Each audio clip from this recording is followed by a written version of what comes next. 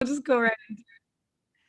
So yeah, I started May 2019, and I'm a big networker. I love chatting with people, Mm, and I'm just curious about stories and storytelling and people's mm. lives. And I was like, I'm already doing it with people. I might as well make it a podcast, Yeah, I relate to that. That's my favorite. If I could get paid to just sit and listen to other people tell their stories and ask slightly invasive questions all Slightly day. invasive. Yeah. Well, you're in storytelling, correct? Or you've worked in storytelling. I mean, I'm Yeah. curious, reading through your bio that you really said you learned some storytelling chops through HBO when you worked there. So Yeah, yeah. So I'm literally doing the job that I think is the closest to getting paid to listen to people tell okay. their stories all day.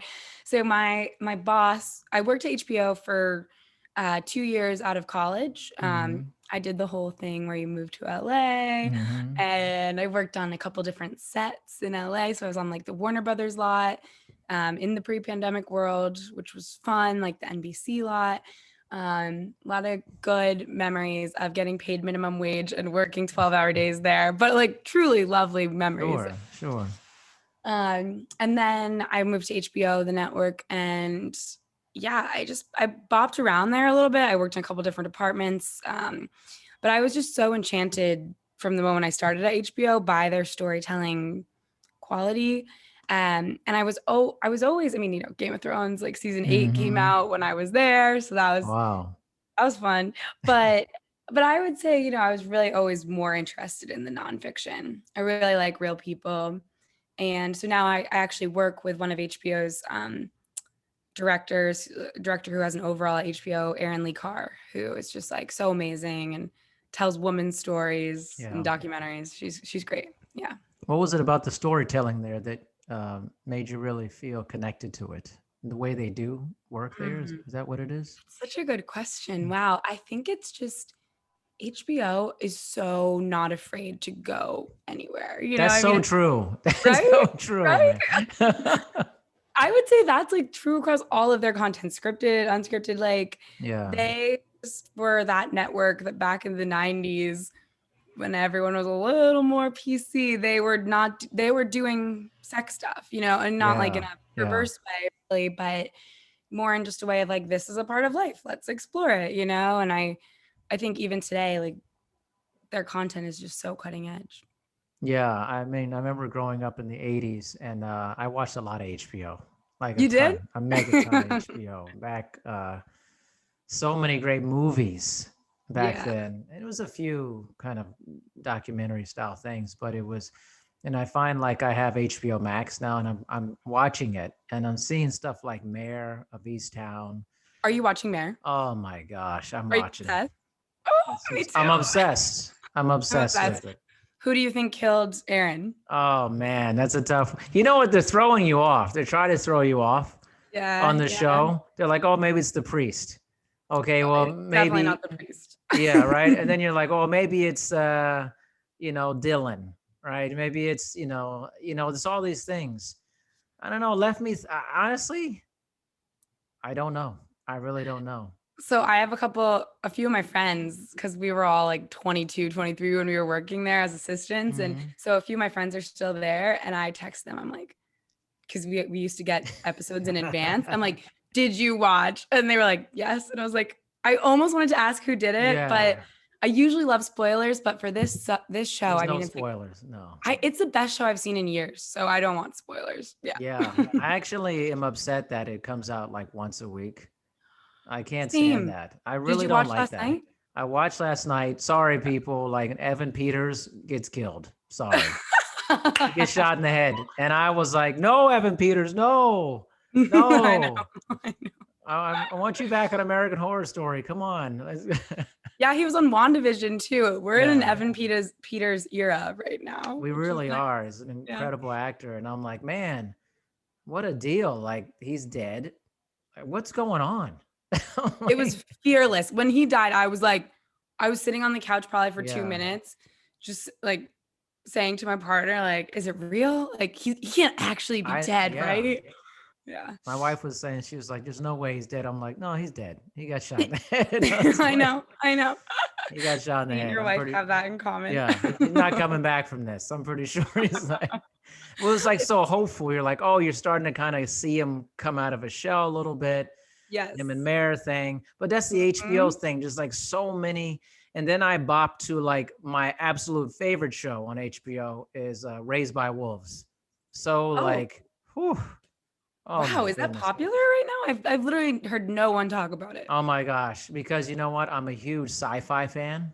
Okay. And I just destroyed the show like as quickly as possible. I'm just enchanted by like faraway planets and Mm, it's the humanity of the show. Even it's yeah, robots raising humans, is this it's the humanity that comes out in the story, and they're completely. willing to go there to like do crazy stuff. Literally, they're like, yeah, we're gonna kill off Ned Stark at the end of season one. Yeah, Like they I will go mean, anywhere. Yeah. it's amazing. So that feels like that really pulled you in, that how they move towards stories in a very unapologetic way, it feels like. Completely. And I think, my friends would always say to me, when I was in LA, I had a couple girlfriends. We went a lot of places together and met Hmm. a lot of new people together. And one of my friends would say to me, like, Kaley, you ask the most like invasive questions, but not, it was somehow like not in a bad way, Yeah. she's like, literally, like, you just go for it and ask, like, oh, this happened to you? Are you okay? Like, I want to know more. I gravitate towards those big stories, sort of. Yeah, yeah, yeah. I well, before the pandemic, I was in LA a decent amount of time, Oh, and really? just visiting for fitness conferences and stuff. And I would always Oh, like okay. hang out at Faith and Flower or the Yeah. library, and I would ask people questions there and stuff. Very similar kind of thing, you Yeah. know. Yeah. It's It's just the best. fun.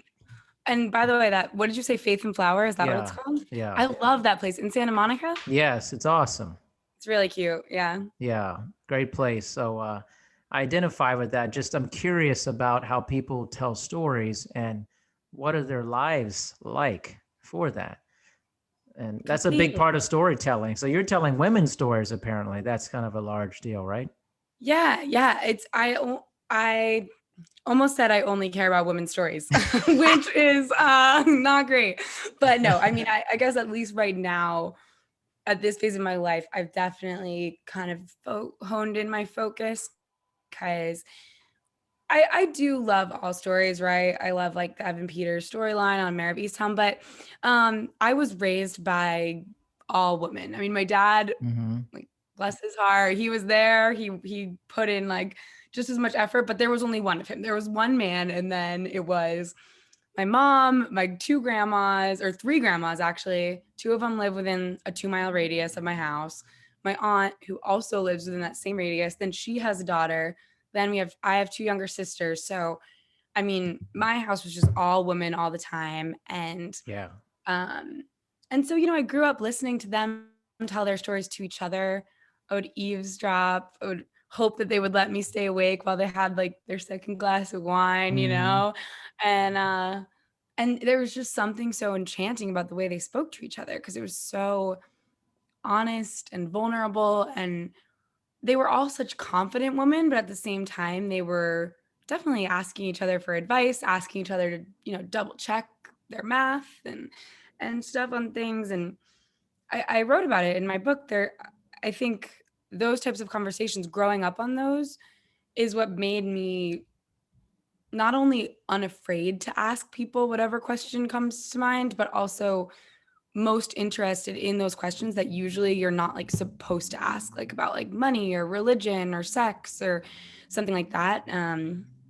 So yeah, that's kind of how I ended up doing documentary films. About the ones we're making are about like murder and Yeah. legal battles. So yeah. Besides kind of being raised by so many, sounds like amazing women, what's maybe the deeper story behind storytelling about women that is really kind of exciting or fascinating that you think people gravitate to? That's such a great question. Well, I think people in general gravitate, sorry, people in general gravitate towards women's stories, I think because, I mean, we're 50% of the population, Mm-hmm. and uh, at least when I was being raised, even, which I was born in the 90s, barely even qualify as a 90s kid because I was so little, but like, you know, growing up in the late 90s, early 2000s, I just feel like even I was raised on a diet of more women as supporting characters, you know? And I do love living in I love living in this era of like women coming forward with their stories, and women being the center. Like in Mare of Easttown, we have this beautifully, wonderfully flawed female character. Yes. I truly don't think, and maybe you can check my math on this, but I had never seen such a complex, flawed, but yet still deserving woman character until I watched like Sharp Objects, and I don't know, this concept of women not being just beautiful and smart and a good mom and also have a great job, I think that builds a tall order for women who are watching. And I do love this new wave of really messy women. I love that. The new wave of messy women. Because Well, in that we show, all are, right? yeah. So you know what I was thinking the other day when I was watching? I'm like, who has this much drama in their life? Like constantly. I'm like, I mean, that life has fallen apart constantly for Mayor. Well, she makes a lot of bad decisions too, but She's a little toxic. I think she yeah. might be hiding who the murderer is. She might know more than she's letting on, but I Oh, don't know. that's big. That's just my feeling. I haven't talked to my HBO friends, but Yeah. yeah, I don't know. And I also think like why I gravitate towards women's stories is like just I am a woman, so I think I see myself in them more. I was watching sports the other day. Are you a sports fan? I am. Okay. So I was watching football back when it was still on, so before the Super Bowl, I guess. And I just had this realization like, I think the reason I've never been interested in sport woman is so simple. It's just because I don't see myself on the screen. Mm, You know what I mean? I don't know. interesting. Very interesting. Where do you see kind of women's filmmaking and stories about women going in the future? I see what we're doing now, but where does it go? Hmm. Wow, you're full of great questions. Been doing this a while. So one place that I hope it goes that has been particularly inspiring to me because I am a woman in my 20s is I first before I started working for my boss, I read her memoir, which was it's called All That You Leave Behind, and it's about her dad dying and her alcoholism, her getting fired from jobs and then still becoming a successful documentary director. And yeah, I read that book around the same time I watched like Sharp Objects and whatever. But anyways, Erin wrote the book when she was in her 20s. And as I've been going around trying to promote my book, I have spoken to a couple, like a few different female podcast hosts in their 20s. And, I think most of the women that I interviewed for my book, whose stories are in my book, they are in their 20s. And I just think that where I hope storytelling goes next is having a main female character in her 20s also be flawed. Because I Mm, will say, I do have this feeling that like even though Mare can be flawed or Amy Adams can be flawed, like in their late 30s, 40s, yeah. I do feel that there is some pressure still, maybe more pressure, I'll say, for women in their 20s to be like a little more polished and a little less messy, which is just so ironic because I think your 20s are just the messiest decade. You're just trying to like survive your 20s sometimes, Yes, It's like all the you're time. like all the time. I'm just happy I made it out of my 20s. I didn't do anything crazy, but it's just kind of like I'm much smarter now than I used to be. Like in my Yeah. 20s, I would like say and like do really stupid things. And Yes. like my 43-year-old self's like, what was that all about? Like, I turned 26 like a month ago. And when I turned 26, we all cheers. And I was like, my frontal lobe is finally done developing. Finally, yeah. You're become mature. You're maturing. Yeah. But not too Yeah. much. Don't mature too much. Don't do Right. that. Right. Got to be a But little immature. I feel like there's just this disregard, sort of, in a way, of like, yeah, women in their 20s stories also, which is semi like a premise of my book is Mhm. Christine Blasey Ford, when she went through the Kavanaugh hearings, Yeah. uh, I felt that even though she was a real like older and really accomplished woman, professor at Stanford, I think she has 4 degrees, like she's crazy. And she still told this story about something that happened to her in high school, and so when she was a young woman, and yeah, it still was disregarded. And so in my kind of observant, like I was just observing that trial, I was hopeful. I was so hopeful Yeah. uh after Hillary lost. I was like, at least like this can go right, because when Hillary lost, I was like, can I ever be president? Can any woman ever be, Mhm. not even just me, Yeah. like any. um and so when that happened, I was like, oh, not only am I not reassured, but I'm also questioning now the value of young women's stories. And Right. I hope there's like this renaissance of us sharing them. Interesting. What do you think that the story of women in their 20s is now compared to what maybe you've heard about it in the past? Well, since I'm living it, I hear all my friends in their 20s and their stories every day. But it's so intoxicating because it's so rife with high highs, low lows. Mm. My friend is getting married and just bought a house, but then like didn't get into law school, which isn't, that happens, but for her it's devastating. Like I have friends who are, yeah, like being cheated on. Like, I have friends who have all sorts of professional success. And then I have friends who are living at home. And I just love the spectrum. And I love how also the spectrum can exist within every single woman in her 20s. And I think that spectrum exists in all of us, right? Like I'm sure when you were in your 20s, like you're a man, whatever. Like I think it exists in all of us, but I don't know. I think people are being more vocal about it, which is good. Yeah. You know what makes me think about it is on HBO. This is an HBO thing, apparently. We're sponsored by We're sponsored HBO. by HBO. HBO, come on, hook me up. But that show Generation on there and Mm, Euphoria, again, two mhm. crazy shows on HBO. Yeah. Seriously. Hard hitting, super hard hitting. But when I watched those shows, I had no identification with those shows of being that Mm. age during Mhm, this mhm. time because it felt so foreign to my journey in high school. Uh, I was like, man, how different is the world for people now? I mean, there's Yeah. similar themes, of being that age, but it's definitely also very unfamiliar at the same time. And I think that's Do you a think it good. mostly comes back to the tech? Is that why I it's so think so. unfamiliar? I think that, and Yeah. I think the internet changed everything a long time ago. Like I grew up without the internet, so I don't. I remember not having a cell phone. I'm jealous of you. I know, right? Yeah. Yeah. Like I I remember am. that. Like I literally. Yeah.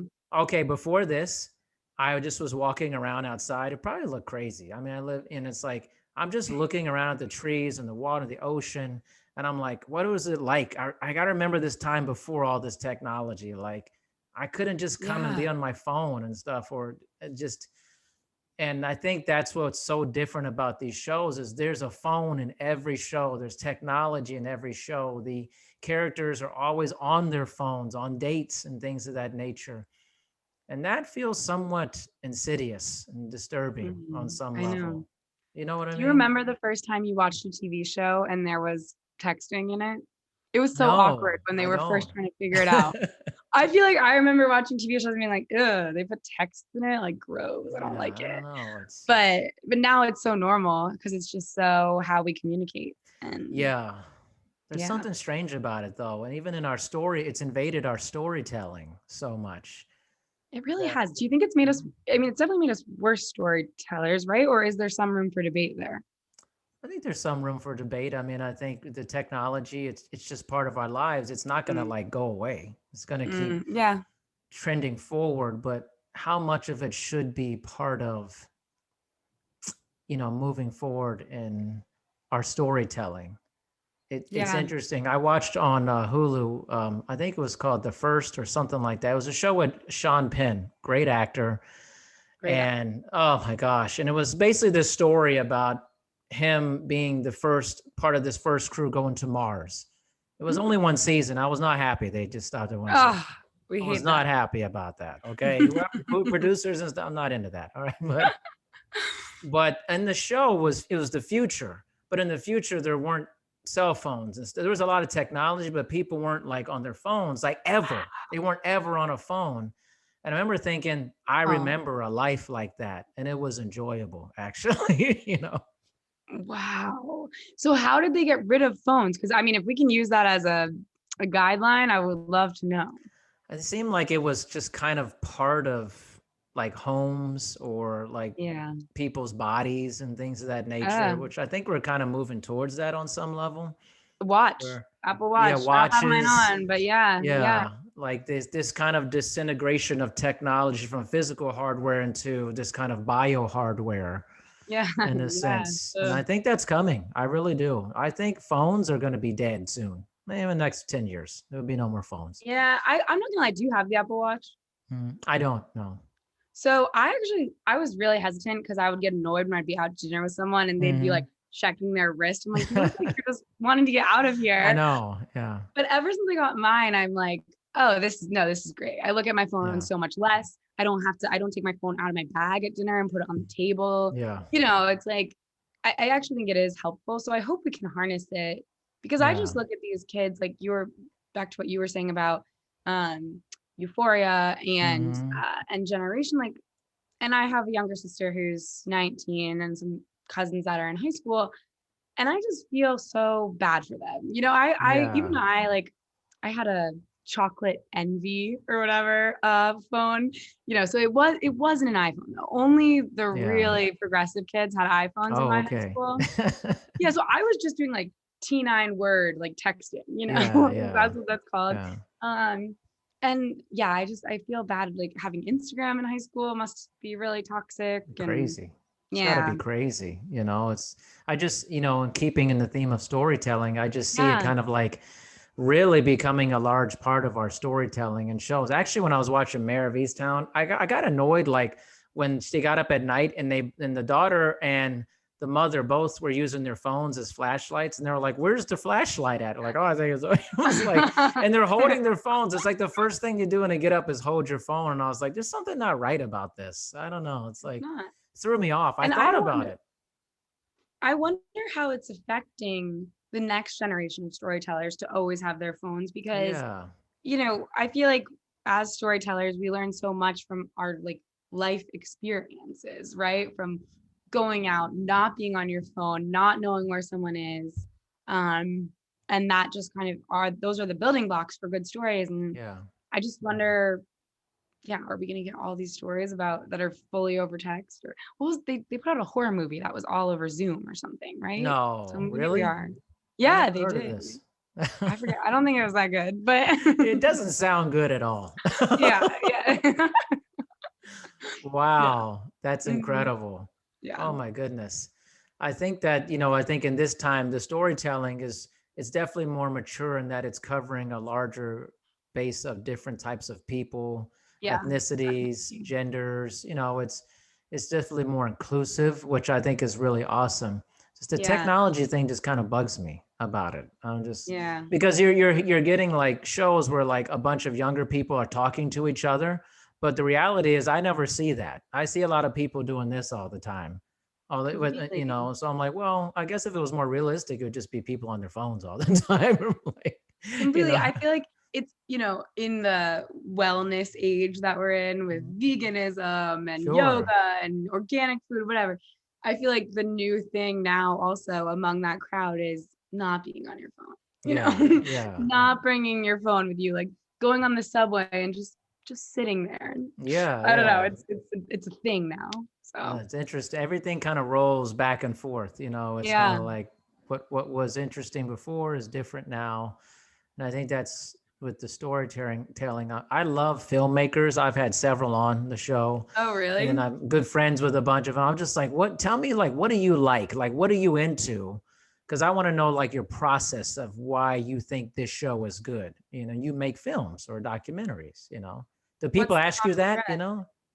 Yeah, I mean, I think what I was so struck by when I first started working, because I'm like I said, 26, so I've been working since I was 21, and in the industry, and I think I'm still like pretty new. I'm at like my Mm-hmm. 5 year mark, Mm-hmm. and when I first started working in TV, I was so struck by the fact that somehow, at HBO especially, they would, because it takes what, like 2 years, sometimes more, to develop a show, Mm-hmm. especially a scripted show or Yeah. a movie. And they would be developing these shows and these movies. And then right before they came out, the zeitgeist would be, around that topic, right? So my book is about sexual assault. I think that's a perfect example. Like Mm-hmm. HBO was working on Paterno, the Oh movie, yeah, yeah, for years. And then right when it came out, that was such a story, and yeah, everyone knew who he was. And I feel like that happens all the time with them, which is crazy because like that means those people, the writers, the showrunners, were such visionaries when they came up with it yeah, 4 years yeah. in advance. How do you know where society's going? I don't Mm. know. Especially when it's changing so fast, so quickly. Yeah, It's the news cycle so quick, and what we're into, I think, changes so rapidly. It's hard. How would you know where that's going to be at that time? totally. What do your filmmaker friends say they're into now? Because maybe Oh that's where it's man, going. Maybe we can get a peek into it. like a really good filmmaker friend of mine is Aaron Weisblatt. Great guy. He's in LA also, Mm, and mm. when I met him, he was doing a fly fishing documentary. And I'm Okay, like, fly cool. fishing? Really? And he was like, yeah, I know nothing about it. And I watched, I was like, this is really good. Yeah. But when I started talking to him, I was like, okay, let's talk about like, what do you like though? Like, what do you watch? And like once a Mhm. month, we compare shows and stuff. He was like, Mm. oh, What We Do in the Shadows. I'm very into that show. It's a very, Mm. very good show on Hulu. Interesting. I think it's like Okay. FX. Maybe it's on FX, but it's about like it's a comedy, like a very dark comedy with like three Okay. vampires in Brooklyn. Oh, It's kind of funny. It's, oh, it's that's actually pretty fun. funny. But then like the opposite, he goes with I can't remember the name fully. It's like This I Know to Be True, something like that, with Yeah, Mark yeah, Ruffalo.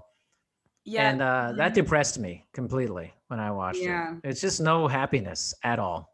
I mean, That's it's HBO, right? Is it I Know yeah. This Much Is I True? know this much is true. Yeah, And I yeah. can see he like really likes these hard hitting, dive deep into kind of darkness based things, Mm, mm. which I tend to like everything. I can be in like, as long as like it pulls me pretty quickly into it, Yeah.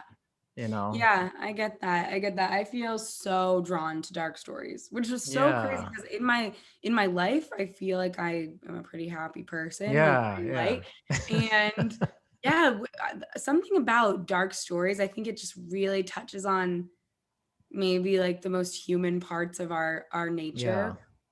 Like how do you react when someone dies or, Right. in the face of Right. evil or something? I don't know. Yeah. I, Spitballing here. it's no, it's true. It's like, I think like the first 30 or 40 episodes of my podcast, I had a lot of dark interviews, man. And like it was Really? like really dark stuff. I was like, I gotta Yeah. lighten it up here. I got people on here whose parents like were murderers and stuff. And I need to lighten this up, man. I was like, See, you know, I agree, but also I want to go listen to those oh episodes. my Their parents gosh. were murderers? That's I amazing. got Courtney Wisely. I think it's episode Okay. 88. Okay. I'm Okay. trouble So remembering fascinating. because, like it was just like it was so heavy, and for somebody Yeah. to tell you their story and not be emotional and telling it, just Yeah. very straight faced, Yeah. there's something off about that. I mean, I don't know, Well, I always think it's such a study in resilience. And I yeah. I think maybe it makes us feel better because, you're watching this person Hmm. and you're like, "Oh, they're fine. So maybe Yeah. part of you is like, oh, if something that bad happened to me, Yeah. maybe I could actually be fine. Because I feel like before something happens to you, it's so easy to be like, oh, I could never live through that. Yeah. Like I Yeah. could never live through X, Y, or Z tragedy. Crazy And stuff, powerful. That's why I love stories. Like I'm yeah, reading a book now called Blind Pony. I highly recommend it. okay, One cool. of my guests, Samantha Hart, she wrote the book, and she was a big Hollywood executive, worked with like Aerosmith and all these folks and stuff. And Cool. it's a really hard hitting book. I think it's HBO level. Like I'm going in here. Like there's no Ooh. like PC about it. And I like that. And that's kind of what I think I like about storytelling, when they're not so overly PC about stuff, like. Our conversation is making me wonder. I guess you can tell a story without going there, Mhm. but can you tell the whole story? I don't know. Mm. I don't know. Because I Yeah. feel like, and that's, something that I definitely encountered with my book a bit, was getting people to tell, yeah, more like, obviously it's about sexual assault and rape. So Mhm. I did capture those stories, but I was very clear with them that I didn't really want the details. I mean, I don't, if they wanted to tell me, I was happy to Mhm. hear, especially if it like informed the rest of the story. But Yeah. I was much more interested in what happened in the day, the month, the year after, how they healed, like how Mm. they were able to pick themselves up and, um, yeah, and recover from that. Right. And, how our law enforcement system either like helped them or hurt them, which, like, spoiler alert, Yeah. it Yeah. hurt Yeah. It them. hurt them. It definitely hurt them. Yeah. But Yeah. it just ties back to what you were saying, just in terms of that is the whole story. And I feel like maybe in past decades that I, like, before I was really into storytelling, I do feel like there was less of a tendency to tell the whole story and more just focus on what was like appropriate or acceptable. Yeah. Do you feel that way? Yeah. I mean, sometimes I think storytelling can be overly limiting, of trying Yeah. to protect the I don't want to say sanctity, but the feelings of, certain populations of people. And Mm. we're not going to say these words, and we're not going to Mm. harken back to these past things. But Mm. like, that's what I like about, I swear I'm not sponsored by HBO. I keep going back to this, but Exterminate the Brutes on HBO Max. Holy crap. That is such a hard hitting 4-part series on slavery and colonialism. Mm. I mean, Yes. they went Yes. hard in that. Yeah. Hard. And I appreciate that, because it wasn't Mhm. sugar coated or like, oh, I'm going to tell a story and kind of gloss over the massacres and the hard Mm. parts of the story. And I think Mhm. sometimes today we try to gloss over the hard parts to go, well, Mm. these people may feel bad about this if we Mm. show Yeah. this, but that's part of the Mm. story.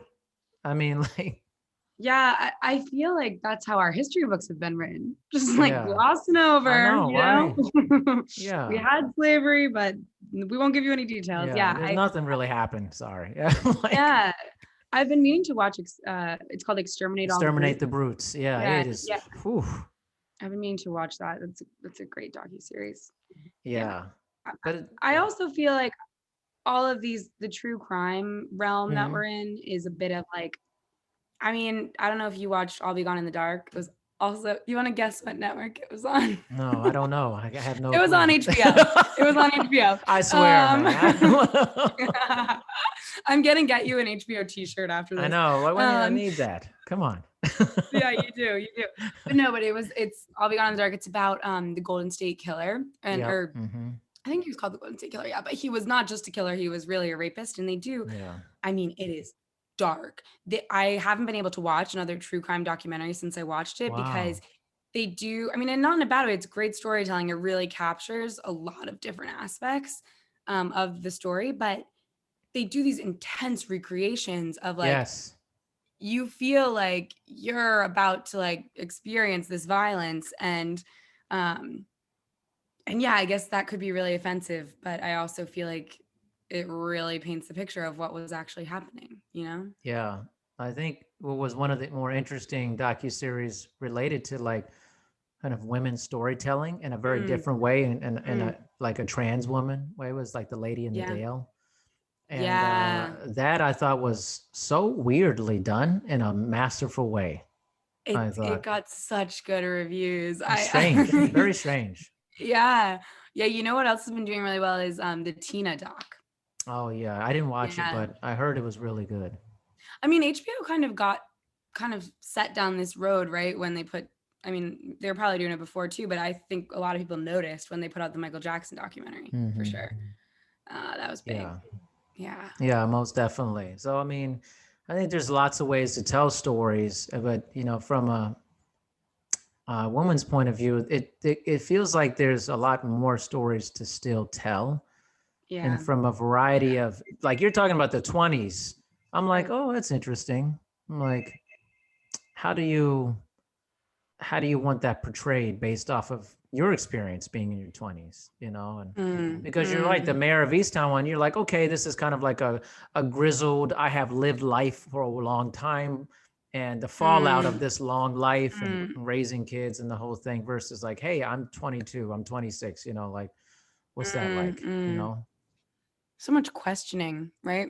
And I feel like something that's cool about the decade of the 20s is it is so defined by questions, but then you look at these older people like Mayor and Mayor of Easttown, or Mhm. I don't know if you saw, there was this cool documentary about this old people's community in Florida, Hmm. and it's just amazing because the problems that they are facing in that community are the same exact problems like I'm facing, my Oh, friends are facing. okay. It's almost like this cycle of life thing where, like, Weird. they're trying to date because their spouse has passed away, or they don't have enough Mm. money, or one of them is in kind of a bit of a toxic relationship and her husband is Mm-hmm. uh, having some self-actualization, maybe like issues, I don't know.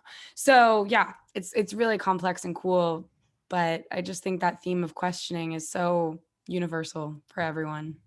So, in thinking about that, what is the biggest question that you're grappling with as a 20 something female? Whoa. I'll be radically honest Let's here. do it.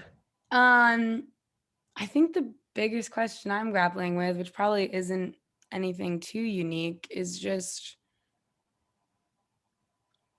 I I'm at the point where I feel like I know who I am enough.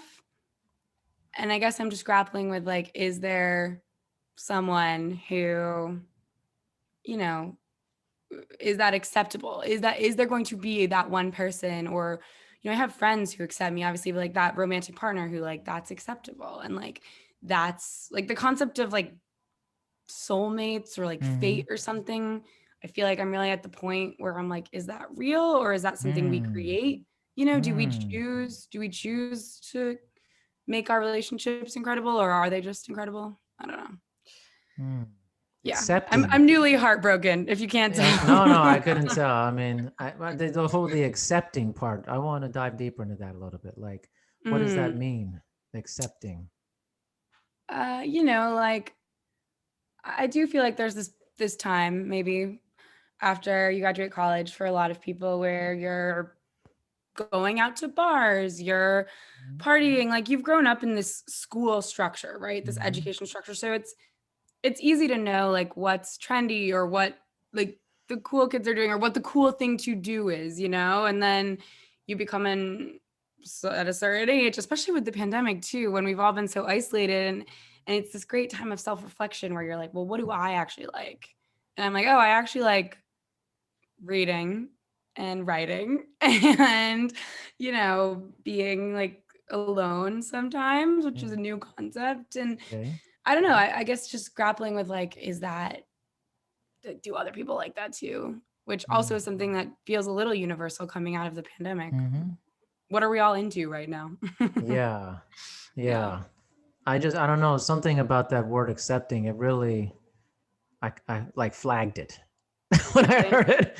Not a bad way. Really? It's not a bad thing. It just was like, that's a Yeah. different way of looking at it, in a Yeah. sense. Like, are you are the things you're into or that you feel you know about yourself, will someone else accept that and Yeah. find that to be um, desirable and Right. like something to spend time with a person who's into these things, you know? Right. Right. And it's this weird thing of, because, I had my Sex in the City binge about Hmm. 2 months ago. I watched all 6 seasons back to back. And uh, Wow. I mean, yeah, it was great because it was my first time doing it. And I moved to New York during the pandemic. So I feel like Hmm. I've never really had like a New York life yet. And Yeah. they definitely do. So I got a head start. Yeah. Um, but they are also comfortable with themselves and so Yeah. sure of who they are, and they're just like, all right, who's gonna accept this? And I Yeah. think they struggle to find people, but not because of anything that's wrong with them, just because that's, Yeah. I don't know, it's a tough, the odds, I don't know how high the odds are, Yeah. so we'll Do, see. do you think that I'm sorry, this I get Yeah. pretty invasive. This is what I do on my No, show. I'm sorry. I do start it. hearing stuff. I'm like, oh man, I got do you I want love it. the same things you think that a lot of your friends want as a female in your 20s, mid 20s? God, you know what? I was talking to some of my friends the other day, and I'm like, I know what I want my next book to be about. Very specific. Mhm. But I'm so interested in this time where literally all my friends are at such different phases. So like some of my friends I think are kind of not in a bad way or a judgmental way. Like they're subscribing to the notion of like, I found someone that works like well enough and I'm going to make it work and I'm going to Okay. improve. And what they want is companionship. Sure. And they're getting it, which is great. Hmm. And I think some of my other friends really want like success and um, so are working really hard all the time and making a lot of, I think, money as a driver. I recently learned that about one of my friends, my Uh-huh. close friends. She said, I'm at the point where I just want to make money. And Yeah. that's really all I care about right now. Uh, and I think, what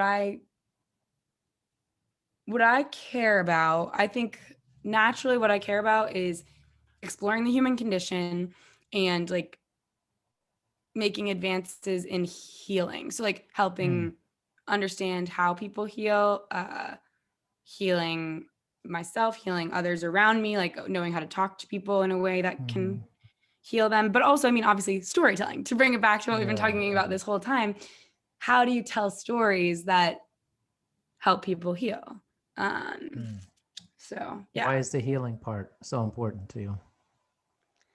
I guess it just comes back to growing up and hearing about all of these different problems. And we have been pretty fortunate and like definitely privileged in my family where like we have a certain level of problem, right? But like even just divorce or Hmm. like addiction or even just like the themes of masculinity, which we Mm. all deal with. I would say obviously rape and sexual assault. Yeah. Like Yeah. I have been privy to so many of these stories in such an intimate way, through my own experiences, but also through other people. I'm really lucky to have some really close friends who, share pretty vulnerably. Um, and yeah, I'm fascinated by the fact that we can heal. Like a few of my friends have had their parents die. It's like, Yeah. how do we heal from that? So, Yeah. Yeah. That's and amazing. right now, especially, well, I mean, we're all coming out of this huge collective trauma. Like, I Hmm. know they're calling COVID like a trauma, right? Do you feel like it actually was a trauma in your life or no? That's a good question. Because I think I want to hit you everybody's, back with a few. yeah, hit me back. I'm all about, I'll literally answer anything. I've never have a problem answering questions. I mean, I definitely it was a trauma on some sense because regardless of how well you were during it, or have been during it or not, Mm, mm, you're affected by what you see, what you hear, the stories of other mhm. people, or the stories that are in your home about it.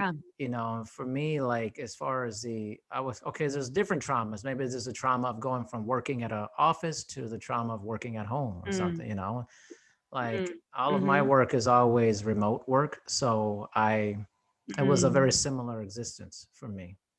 It's just I wasn't traveling mhm. a lot. So, Yeah. I mean, but yeah, I mean, the trauma of being away from family members who live far away, that's difficult. Yeah. I've experienced that, still experience that. Oh, Um, I'm sorry. oh, thank you. I appreciate it. And so there's a story there. I mean, can you imagine? I Yeah. actually told my wife the other day, I said, can you imagine the documentaries that are going to be coming out in the next year or two about COVID and all the thousands of stories within, wrapped up inside Yeah. this whole thing? There's going to Yeah. be some amazing, mind blowing documentaries that are going to Yeah. be about this whole time. It's, Yeah.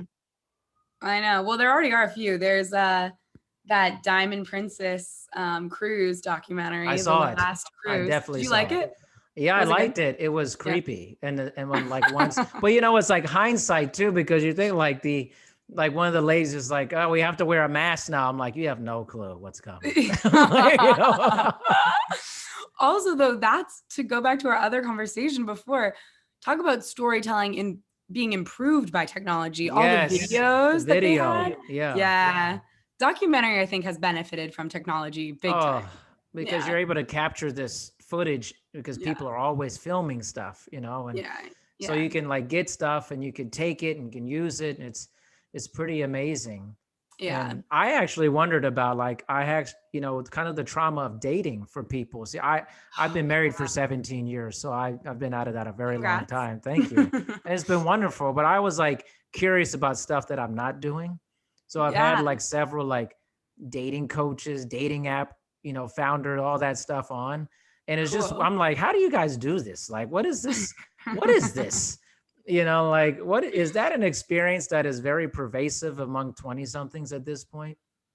I think so. I mean, it was so interesting because, in like the height of the pandemic, um, I had a long-term boyfriend, and I remember I said to my sister, one of my friends was like, "This is what's happening in the 20-something community." One of my friends, which a lot of people were going to like house parties, like going Oh, out, like okay. going to, Okay. you know, and I was Sure. like, "What?" And then my sister said to me, Kaley, maybe you should be a little like considerate of the fact that you actually like live with your partner Yeah. um so I did get a front row seat to that. It seems like it was a bit of a depressing time. I think my Mhm. friends that have been single have largely, I don't know anyone that's gotten into a relationship really during the pandemic, Mm. but the ones that have, I am fascinated by. Like I guess my sister did start dating someone in September, Mm. and I was like, you guys have never seen each other at a bar. That's amazing. It's great. Yeah. That's actually I'm curious about that actually. That's really Right? fascinating. Well, they came to a house party at my apartment, like, a few weeks ago. So we're Yeah. all vaccinated now. Yeah. But it was a very small party. But yeah, they definitely were. It seemed like they'd never been to a bar together. It was cute. They were like all over each other. It Oh my goodness, that's amazing. That's a was story in cute. itself, Think of all Yeah. the love stories during COVID and, Yeah. Yeah. of all different types of love, and Completely. that's back to the storytelling is you can never run out of those stories. I think people still love romantic comedies Yeah. and there's something about it that and now there are different versions of those. Before was a very stereotypical love story, man, woman, the whole thing. And Right. now it's much more diverse in that aspect, which I think is Totally. great. I think is Yeah. really cool. So more Yeah. stories are coming out during this time of relationships and spirituality and wellness and how do we Mm-mm. live in this world that is so I always look at it as like we're headed towards this technology super highway, but we also want to get rid of it at the same time. It's so I know. strange. Isn't it It's strange? such a weird, it's such a weird dichotomy. I feel like I heard a rumor that um I've heard from a few different places that like the prediction of sociologists for post-pandemic is this renaissance of art and storytelling and Mm. music and like love kind of, and I hope that's what happens. I would love to like, go into like a repeat of the roaring 20s here. Yeah, yeah. Um but But yeah, I don't know. I mean, I do think it's only natural. And maybe that's also why I'm interested in storytelling and pain and healing all wrapped Mm-hmm. up in one, because like I do think it's only natural that when you go through something traumatic, eventually like you want to tell a story, right? I Yeah. don't know. Maybe Yeah. that's not true for everyone, but I that's think true a for lot of me. people want to tell it. I mean, I've had so many people come on, they're like, I just want to tell my story of what happened to me and hopefully Yeah. help other people. And they're often just very shocking. I'm like, really? That happened to you? Type of thing, Yeah. Yeah. crazy stuff. It's like talking to people is like talking about a movie. Sometimes people's lives are literally like a horror movie. It's a romantic comedy. Their life is like a documentary. I mean, it's crazy. So There's what's the most shocking story from your life where people are like, that happened to you? from my life. Mm-hmm. I don't think I'm very exciting, actually, to be honest. No, wait a minute. Let me back up. Wait a minute. Okay, wait a minute. I got a lot of great party stories. Like I could fill up Okay. like 500 episodes of me partying. I didn't Okay. start partying till late in my life. I was a collegiate athlete. I didn't start partying until I was like 30, Oh, literally. wow. What Like did you going up, play? I was a track and field athlete, Oh, a cool, cool, cool. sprinter. And Cool. I didn't drink and do any of that stuff. And then Yeah. like I got my master's degree and I was like started drinking, going to like Buffalo Wild Wings, like back in Virginia. And I would show up to like one of my master's degree classes pretty loaded, like every week. Yeah, I got an A though. Pretty good. Wow. What a combo. What Buffalo Wild Wings, Yeah. B-dubs, B B-dubs, dubs. yeah. Yeah. I used to walk there And and I would have a Jaeger bomb. And then I would oh, walk back and go to class, a statistics class, mind you. And I would sit there and I ooh. would like laugh during the whole class. I was like, it was weird. It was a weird time. Your statistics professor was probably like, no one's ever found me so entertaining. Yeah. He's like, this guy laughs at everything I say, man. It's like, but Yeah. then like I moved to Las Vegas after my master's degree and went to Wow. UNLV for my doctorate. And, listen, it's Las Vegas. I had like crazy times for Yeah. like 13 years living there. Oh my God. I Oh my mean, God. like crazy. Wow. So when you live in Las Vegas, it doesn't get calmer. You don't become like a resident. No. Because I've been to Vegas and I know the hangover type, Yeah. plot. But no, that was you every weekend. I think for the first 6 months I lived there, I was like clubbing like my life depended upon it. This was like back in 2000, like 8, 7, 8. I mean, Yeah. I was clubbing so hard every week. My wife and I, this is what we were doing, like go clubbing every week, stay up Amazing. all night.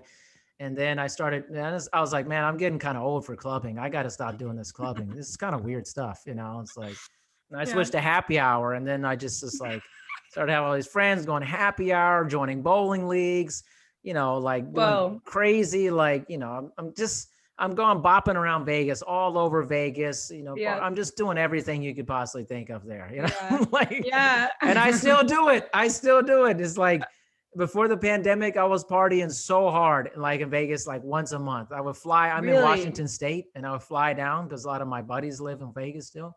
Wow. Yeah, and then I flew back like a month ago to restart the engine. I was like, time to Uh-huh. start this engine back up, fellas. Uh-huh. And Uh-huh. then I'm going back again in 2 weeks. I'm like, I never Amazing. stopped partying. I was like, You're like, I'm ready. I'm ready. yeah, I feel like we're all like this past weekend on Saturday, I went to a comedy show and then to yeah, a bar. And nice. I kid you not, I'm a new New York resident. Like, my situation. And like I Yeah. went by myself and it was so fun. I can't believe Oh, how yeah. like thrilling it was just to stand in a bar with strangers that I had just met and Oh, not have yeah. masks on. It was Oh, truly like amazing. I Yeah. mean, all right, I got a story. I got a Okay. story. Okay. So Okay, you I got don't want one. to take up all your time here, but No, I go got for a it. great story here. Okay. Okay, one time in Vegas, I was going downtown, like downtown Vegas, Fremont Street. It can be sketchy a little bit down there, Okay. type of thing. Okay. Okay. But one time there, I was like, what we should do? Let's take 30 milligrams of edibles before we go down there. We're gonna get really high, and then we're gonna go bar hop. Stuff like, and I don't remember half the night and type of thing there, but we ended up in a we ended up in a restaurant. We all ordered burgers and stuff. And one of my friends like fell Wow. on the floor and started doing crazy stuff and dancing. And everybody was Amazing. yelling and we're Amazing. dancing and doing stuff. And then, I mean, that was a very condensed version of the story. It was way worse than that. Right. Right. The next Well, best I was story. just shocked. Oh yeah, go for it. No, Number no, two. you Number go. two. You I go want to hear for it. it. Go for it. No, I was just gonna say I was shocked when I went to Las Vegas and I realized you can just carry a plastic cup down the street. Oh, No yeah. one's gonna stop you. Yeah. You No can just drink problem. wherever you want. It's Yeah. amazing. And I got into a dance off with the lead singer of Imagine Dragons also in Vegas, which was Who amazing. won the dance off though? I That's did, the of real course. question. Come on. Yeah, I was at a Great Gatsby party at the Bellagio at the Hyde Okay. Lounge. This Yeah. story is amazing. Yeah, Wow. and I dressed up. I got the pictures. I tell you, I can prove it. I have a whole, Wow. and I have video of the dance off, Oh which my is God. amazing. Oh my Yeah, God. yeah. And I'm sitting there, I'm like, this guy looks familiar to me. And my buddy was like, yeah, that's the lead singer of Imagine Dragons. We went to high school together. So I was like, oh, really? And then we start chatting. We're doing shots. And he's like, you want to dance? I was like, do I? I was like, you want to do a dance off? You ready for this? And we just started ripping up the dance floor, man. It was great. You were confident. I want to see of this course. video. Can you link the video? Everyone's gonna I'll see send it to you, but I'm not gonna. I mean, it's definitely funny. I'm not gonna lie. It's definitely, you know what? I'll send you some stuff, some pictures and stuff, and you'll see it. It's pretty good stuff. But I bet. I'm like the I good feel time guy. Definitely. Yeah, you had enough good memories from Las Vegas alone to probably carry you through the whole pandemic. Oh, You yeah. just look at a different month on your phone every. I'm a very organized person too, so I have it all like really organized in my Dropbox of all my party videos and stuff like that.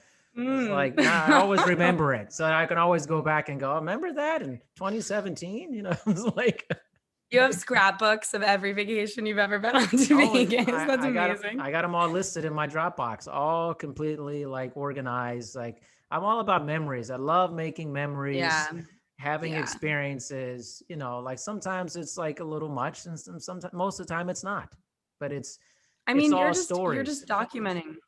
You're documenting your human experience, and I love that. And I think that's what I try to do too. Since I was little, I have been saving. We had to clean out my attic this summer, and I was like, why did I save every t-shirt I ever wore when I was in 4th grade? And it's just because I was obsessed with this is happening right now, and it's the coolest thing ever, and I just want to document it and share it with people in the future. Yeah. I don't know. Yeah, I think that's, I'm just really into stories. In fact, when I'm hanging out with my friends in Vegas, they were like, well, maybe we should go home. And I was like, maybe not, because the next thing we do might be an incredible story. Literally, we need to work through this. Seriously. Yes. It's just for the story. You won't regret it when you're telling your grandkids in 20, 30 years. Yeah. And I'm not I don't apologize about hanging out, man. I love hanging out. I enjoy it. I actually am very responsible. I'm big. I Uber everywhere I do, and I finish at 9 p.m. because I'm too old to be going out late at night, man. You've already had your good time. I've had the good times early in the day. It's all good hanging out, and I just love just the conversation. I mean, you can go to a bar and talk to somebody about the cosmos and the planets. All of a sudden, it's incredible. So awesome. It's so awesome. I mean, I always have to, at some point during any bar conversation, touch on the topic of astrology. But other than that theme, you never know what you're gonna get. I was this weekend with comedians, and then hearing how they, hearing how they ended up doing stand-up comedy in New York. That's amazing. That's tough. It's so fascinating. Yeah, it is. It does sound tough. Wow. So you see, this is the good thing about being together and hanging out with people and that's what I think sometimes the technology in storytelling, like we're saying, sometimes ruins the storytelling. Because if you're on your technology and people are trying to chat with you, you're missing the story. You're missing all of this incredible eye contact and face-to-face and the mannerisms of somebody when they tell a story, because you're checking something or whatever, Completely. I know. I when I first sat down at the show this weekend, the girl next to me was on her phone, and then I would have been on my phone too, because I was alone and I was nervous, as one does, but then it died. So that was a blessing, Yeah, because then I yeah, ended up like yeah. being bored and talking to her. And then turns out she's like a farmer from North Carolina that was on What? vacation. She makes mozzarella curds. I Come was like, this is on. the best thing that ever could have happened. Yeah. Wow, what a We bar story. hopped together all night. I Oh know. It my was gosh, that's great. incredible. That is so So incredible. I get where you're coming from with the whole like hanging Yeah. out and just conversation and everything. And hopefully now that we're able to be together again, there will be this new breath of like stories that we can all share with each other. We're all gonna make more stories. Here's another, I'm gonna Yeah. take this up a level here. I have a lot of clients in Okay. LA, California. Next time I blow through there, I have a bunch of people. I'm gonna organize a nice party, and you're invited. We're all gonna have great Oh, storytelling. thank you. Great. That sounds amazing. Dream party. Can't wait. Yeah, why not? Well, Kaley, thank you so much for spending some time with me. I really appreciate it. So fun to talk to you. And thanks HBO for sponsoring this episode. Thank you, I'm just HBO. kidding. I wish, man. Have a good one. Maybe I this will will be it. be. Maybe this will be it. I'll be in touch Yeah. with you. Okay. Okay. Sounds All good. right. Dr. D. Bye. Thanks.